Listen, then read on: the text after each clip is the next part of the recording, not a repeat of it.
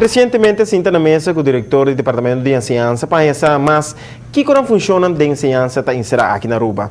Temporada hora escola rond Aruba será na área escolar, Departamento de Enseñanza está ativo para percorrer a cultura escola por Harvard para a seguinte área escolar. Essa aqui está onde funciona com o Departamento de Enseñanza tem. A pergunta é agora tá que funciona mais Departamento de Enseñanza está complicado, né? Okay, Departamento de Enseñanza, sua tarefa primordial está para trabalhar manejo para enseñanza, percurar para condição para enseñanza por cana smooth e percurar para informação salia fu. O dinhe último ano botari para o rol nei e responsabilidade nang de diferente entidade nang de enseñanza tá um tiki perdi.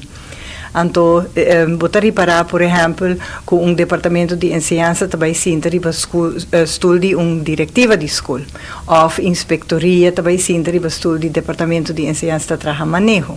E o que nós vinta fazer último ano aqui tá wak bom kiko de essência tá o rol e a responsabilidade de cada entidade de Departamento de Enseñanza, Inspectoria, Diretiva de Escola, Hoofd de Escola e Minister também.